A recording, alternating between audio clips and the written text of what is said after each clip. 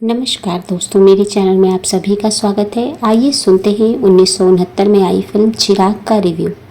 यह फिल्म राज खोसला जी द्वारा निर्देशित एक क्लासिक म्यूजिकल ड्रामा फिल्म है।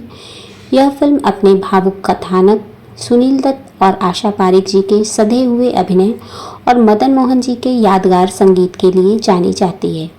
फिल्म की कहानी अजय यानी सुनील दत्त के इर्द गिर्द घूमती है, जो एक अमीर और संस्कारी युवक है। उसे आशा यानी आशा पारेख से प्यार हो जाता है।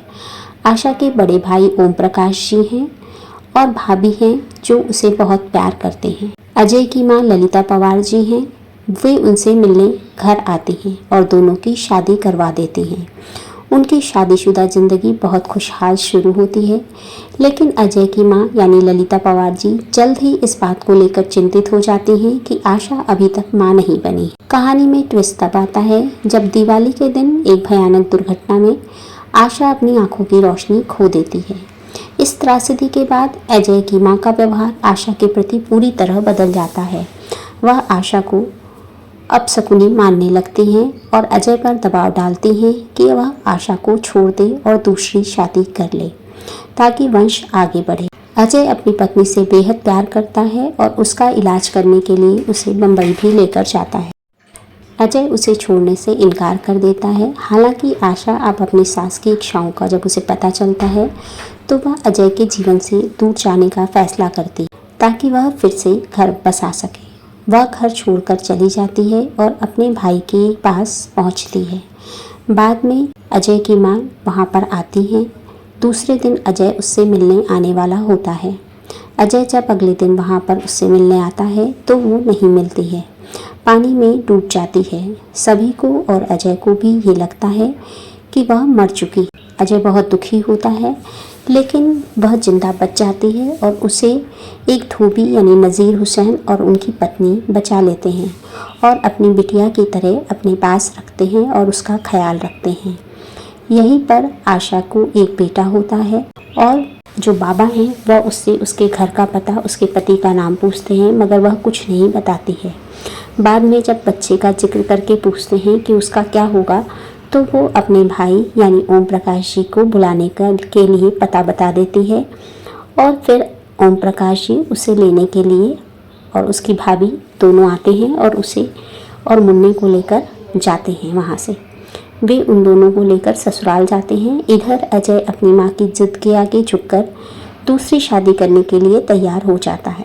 इधर आशा जो अंधी होने के बावजूद भी संघर्ष कर रही है, अजय की शादी के बारे में सुनती है। मुन्ने को उसके भाई माँ ललिता पवार को दे देते हैं और बताते हैं कि यह आपके घर का चिराग है। अंत में एक नाटकीय घटनाक्रम में अजय को भी पता चलता है कि आशा ने जो कुछ भी किया वह केवल उसके सुख के लिए था। अजय को अपनी गलती का एहसास होता है और अपनी माँ को भी समझाता है कि रिश्ता खून के वारिस से नहीं बल्कि प्यार और वफादारी से बड़ा होता है। अजय अपनी पत्नी आशा को स्वीकार करता है और अपना लेता है।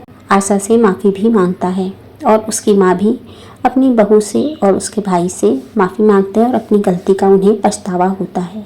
फिल्म एक सुखद लेकिन भावुक मिलन के साथ समाप्त होती है। अब बारी है जानने की अभिनय और निर्देशन के बारे में। तो सुनील दत्त जी के अभिनय के बारे में जाने। उन्होंने एक समर्पित और दुखी पति की भूमिका को बहुत ही संजीदगी से निभाया है। उनकी स्क्रीन प्रेजेंस बहुत ही प्रभावशाली है और आशा पारेख जी ने यह उनके कैरियर के सर्वश्रेष्ठ प्रदर्शनों में से एक है। एक दृष्टिहीन महिला के रूप में उनके हाव भाव और दर्द दर्शकों के दिल को छू लेते हैं। मदन मोहन साहब का संगीत इस फिल्म की असली जान इसका संगीत है। तेरी आंखों के सिवा दुनिया में रखा क्या है और मेरे बिछड़े साथी, सुनता जा मेरे गीत हैं तेरे लिए जैसे गाने इस फिल्म की जान हैं और आज भी सुनने में बहुत मधुर लगते हैं। अब जानते हैं फिल्म का मोरल।